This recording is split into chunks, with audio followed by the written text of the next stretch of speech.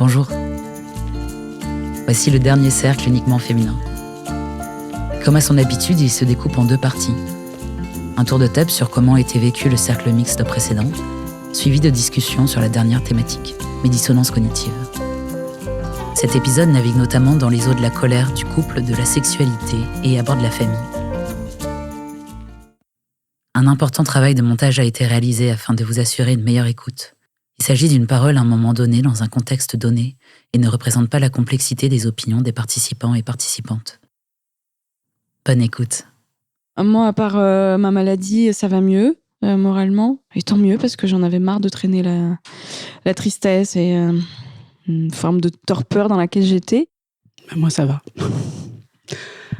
C'est pas un scoop, je viens de vous le dire. Non, je me sens libérée, sereine, et j'attends la fête des Lumières parce que c'est mon Noël à moi. Et ce sera encore plus symbolique cette année. Moi, je me sens assez détendue.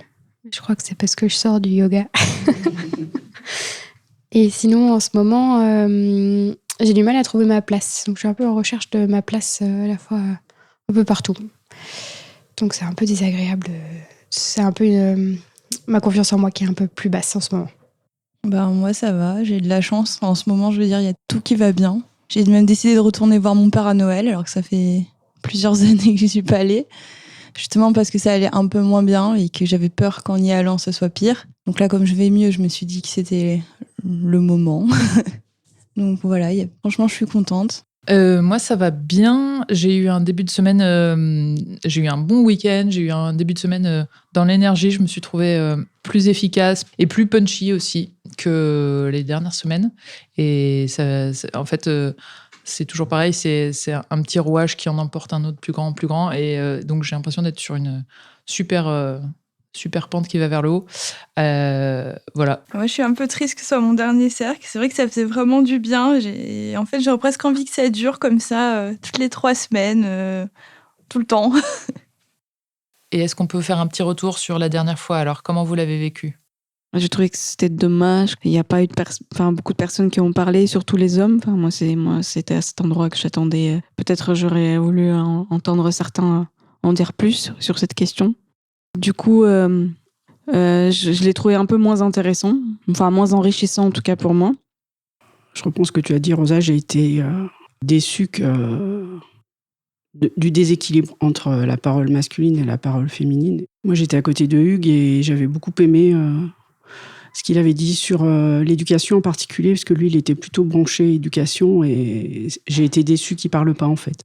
Après, je vais être franche, alors, je pense que c'est pas la même proportion que dans qu'à l'extérieur, mais effectivement, on a bien vu que tout le monde n'est pas au même degré d'avancement de la réflexion. Et moi, il y a des choses qui ont été dites qui m'ont encore plus que irritée.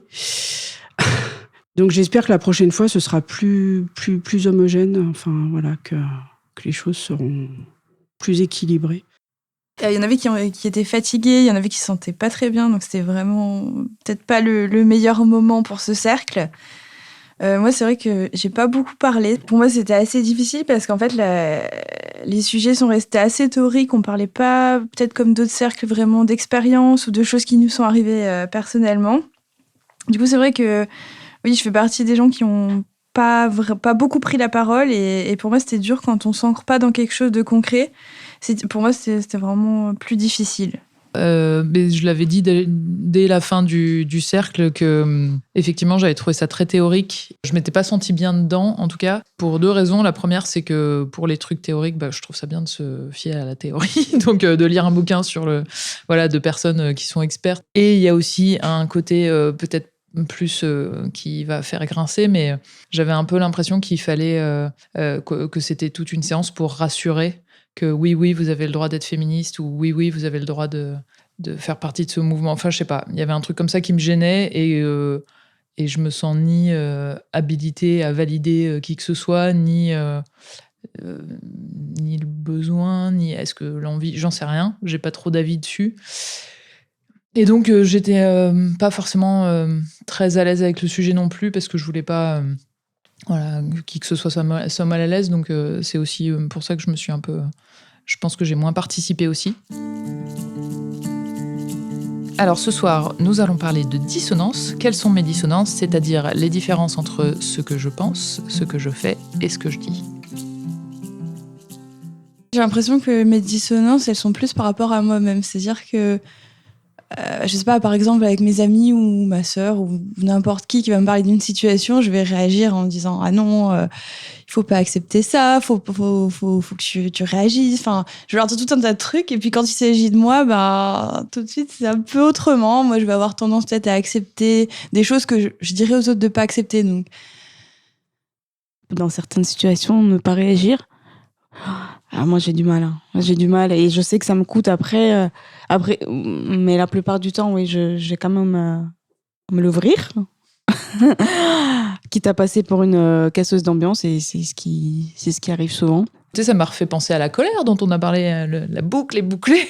C'est que, en grandissant, je dis grandissant comme si j'avais 16 ans, mais en maturant, ça fait un peu fromage, mais bon, bref, en devenant plus vieille, j'exprime tellement rarement ma colère. Il faut vraiment me saouler longtemps et beaucoup de fois pour que, franchement, dans les 5 dernières années, j'ai dû vraiment être en colère une fois, je pense, ou 2 fois.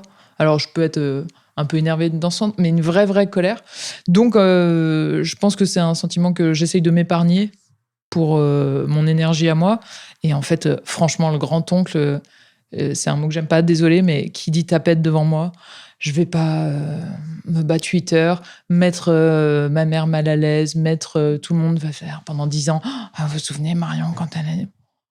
Franchement, restez dans votre ignorance et voilà. En revanche, je garde cet exemple parce que voilà, le soir, j'en ai parlé à ma mère en disant je savais pas que tel oncle il était homophobe.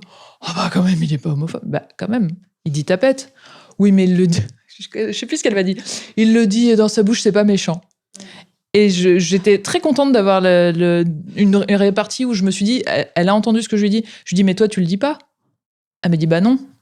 Bon, bah, c'est un choix, les mots, quand même. Et là, je pense qu'elle a réalisé un peu.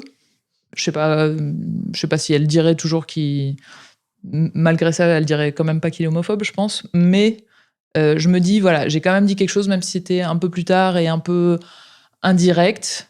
Mais lui, clairement, si je lui avais dit quoi que ce soit, qu'est-ce que tu nous fais chier? Et puis, donc bon, voilà. Je suis reconfrontée à un milieu et des personnes avec qui je travaille, et il n'y a pas une seule personne qui est féministe ou qui est pas raciste ou qui est... Enfin, c'est impressionnant, quoi. Et là, par exemple, j'ai passé une semaine entière à être avec le chef de service qui est vraiment désadapté. J'étais en avis infectiologie pédiatrique, bref. Et du coup, je réponds au téléphone de toute la région pour des avis concernant ce sujet. Et lui, c'est mon senior, donc quand je ne saurais pas répondre à une question, je toque à la porte et je demande. Et déjà, je suis toujours très à l'aise d'être dans son bureau, mais bon, bref. Et après, un moment dans la semaine, il prend un des jeux là, pour se muscler les doigts. Je ne sais pas si vous voyez, c'est un espèce de triangle avec un cercle au bout. Et il répond à ma question, tout en me parlant, en me répondant à ma question, il met sa langue comme ça dedans. Et j'étais là, mais... Qu'est-ce que je suis censée faire? Enfin, c'est tellement désadapté. Enfin, on est dans un rapport de professionnel où tu es dans un rapport de domination forcément parce que tu es mon supérieur. Et je me suis dit, mais je savais, j'étais là en essayant de pas regarder. Clairement, lui, je pense pas que c'était à volontaire et tout ça, mais tous tes instincts féminins qui sont là. Je suis quand même dans un bureau, toute seule, avec un supérieur, un homme dominant de la soixantaine. Qu'est-ce que je fais? Qui fait un truc... Enfin bref, et ça c'est le tip of the iceberg de toutes les petites remarques. Je me suis souvenue d'une fois où j'ai réagi et en fait, je pense que ma déception face à la réaction en face, ça a été... Enfin, moi, vraiment, c'était... J'avais entendu une blague, mais vraiment et raciste et sexiste, les deux en même temps, mais vraiment, il m'avait coupé le souffle. Et j'étais avec des gens très proches. En fait, la discussion continuait. J'étais, je suis désolée, je peux pas continuer la conversation. Je me suis mise à pleurer. En fait, il y a eu la fameuse « on peut plus rien dire ». Je suis partie et en fait, personne n'est venu me chercher. Et en fait, je pense que ça a mis... j'étais tellement déçue, en fait, de ces gens-là que je considère plutôt... en plus, intelligents, sachant raisonner, etc., que je me dis quelqu'un de très proche d'eux qui se met à pleurer, enfin, je sais pas, c'est pas anodin, Moi, je pense souvent à si mon père mourait et la différence qu'il y a avec quand je pense à si ma maman mourait ou ma sœur mourait. Ce qui me ferait vraiment peur, c'est que, en fait, je me rends compte qu'on se connaît pas. Enfin, que moi, je le connais pas vraiment, mais que si lui me connaît pas, enfin, même pas du tout, il sait pas ce que je fais, il sait pas quelle étude j'ai fait, il sait pas quel travail je fais. Enfin, il sait vraiment très peu de choses et à force, avec les années, c'est des choses qui sont, enfin, j'ai l'impression irrattrapables et surtout, enfin, dû à son manque d'intérêt, donc c'est un peu compliqué. Et c'est vrai que quand on est face à quelqu'un qui est bloqué sur des idées ou des façons de faire qui sont violentes à tous les niveaux, c'est pas évident de trouver des solutions pour se protéger et savoir comment faire pour pas couper, parce que moi, c'était ma grande question de comment faire pour pas couper. Parce que la situation, elle est tellement douloureuse que ma sœur a coupé et que plein de mes amis me conseillent de couper. Mais moi, c'est pas un truc que j'ai envie de faire totalement. Alors du coup, j'ai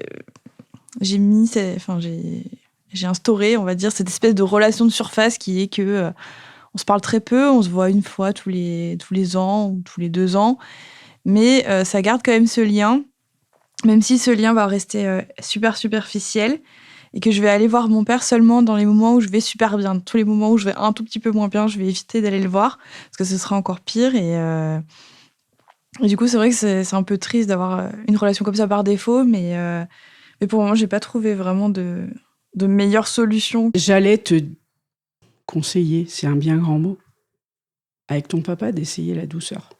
Parce que moi, avec mon mari, j'aurais pu rentrer dans le conflit. J'avais de quoi. Et je m'y suis refusée. Et ça désarme. Ça désarme complètement. C'est très efficace. Après, ça demande beaucoup de réflexion en amont. Mais une fois qu'on est lancé, franchement, vas-y, hein, ça marche. J'ai beaucoup envie de lien et de douceur dans mes échanges. Et en fait, je me suis rendu compte la dernière fois qu'il y a eu un week-end familial où je me disais, moi, je demande que de la douceur et en fait, on est hyper dur avec moi et tout. Et puis en fait, en réanalysant le week-end d'un autre point de vue, je me suis dit, ouais, je suis pas forcément super facile non plus. Et en fait, je pense qu'avec des dynamiques qui sont hyper anciennes, on a beau vouloir toute la douceur du monde, il y a des trucs épidermiques et qui font des... Et voilà. Et donc, ça, pour moi, le fait de vouloir de la douceur et d'en avoir conscience, ça vient avec mon évolution vers le féminisme et mes convictions de plus en plus fortes. Et donc, ça fait partie des choses que j'aimerais mettre en place. Et je sais pas à quel point j'y arrive. Je sais qu'avec mes élèves, c'est sûr, il y a un énorme changement. Mais je sais pas si c'est dû à mon féminisme ou à l'expérience. Mais en tout cas, je suis beaucoup, beaucoup, beaucoup plus douce que mes premières années. Dans ma vie familiale notamment, je sais pas. Alors moi, le féminisme, ça m'a amené vers de la douceur et de la tendresse envers les autres. Et notamment envers les hommes. Par exemple, j'ai remarqué que...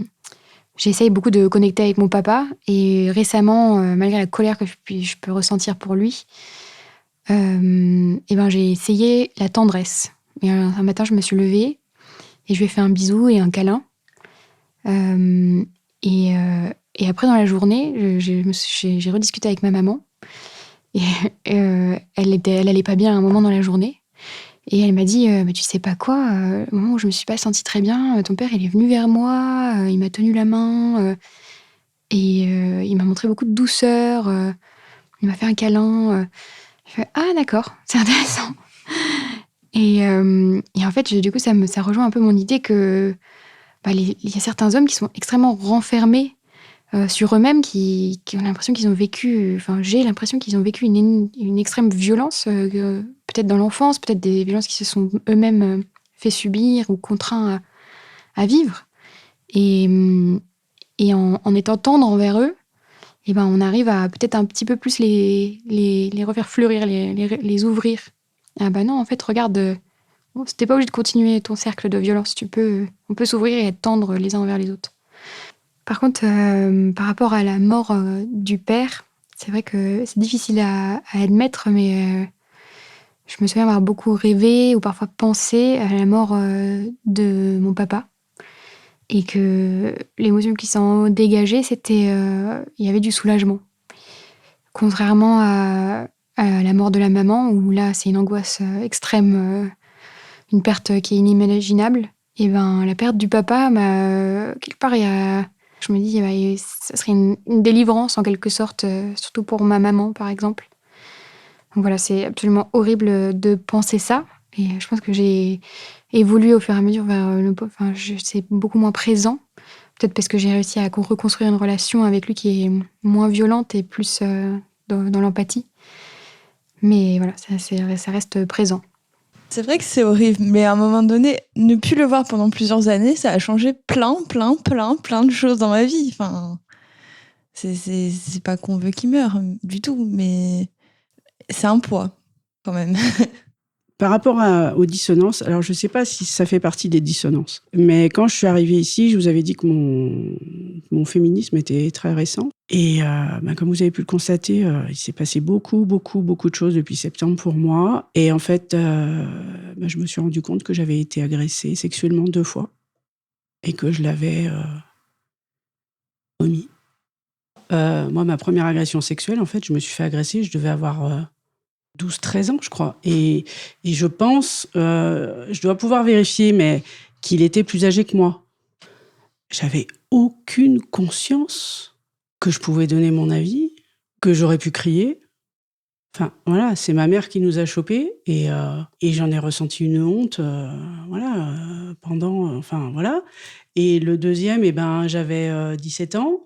Ça m'est même pas venu à l'esprit de me débattre. Mais c'est même pas que j'étais sidérée, en fait. C'est que je crois que c'est comme ça.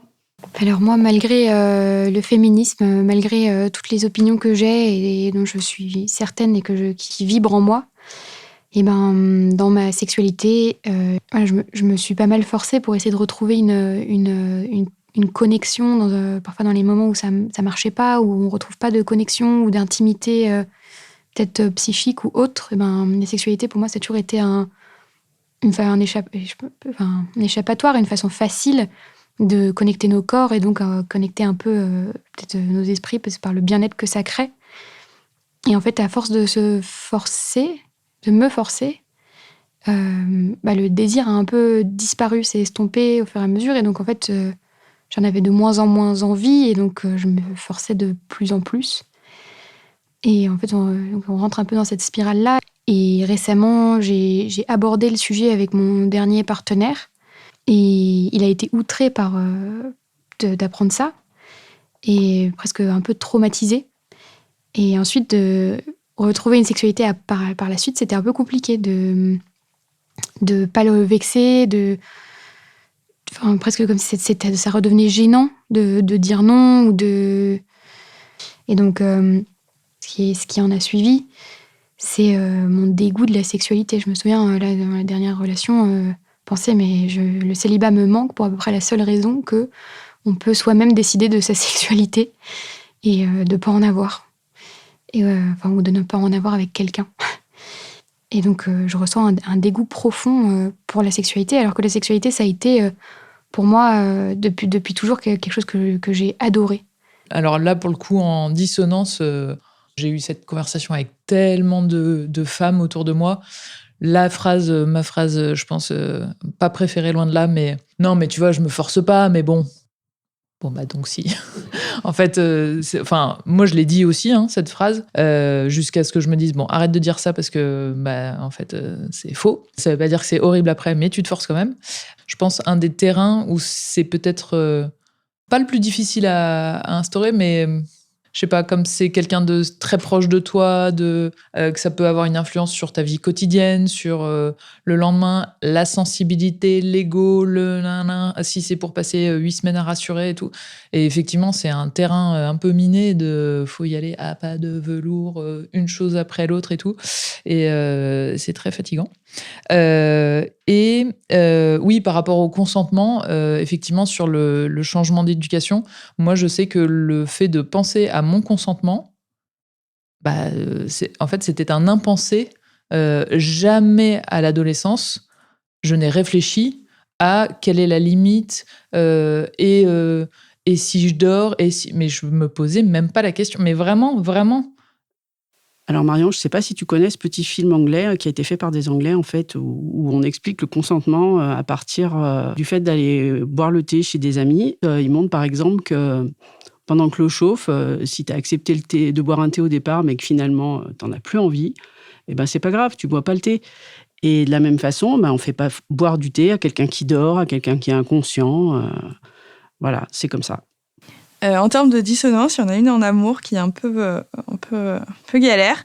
C'est qu'en fait, je me suis rendu compte qu'on était capable, et moi et d'autres amis, de tomber amoureuse de personnes absolument horribles avec qui on serait même pas amis. Donc en fait, c'est fou de se dire qu'on peut tomber amoureux de personnes avec qui ont un manque total de valeur dans des sujets qui nous semblent pourtant hyper importants.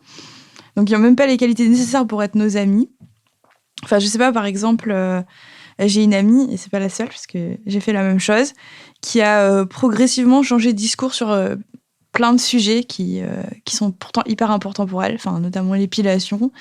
Petit à petit, elle s'est mise à s'épiler en disant que, en fait, ça prenait pas tant de temps que ça, que si ça peut lui faire plaisir, ça va, c'est pas si compliqué, enfin, plein de petites choses.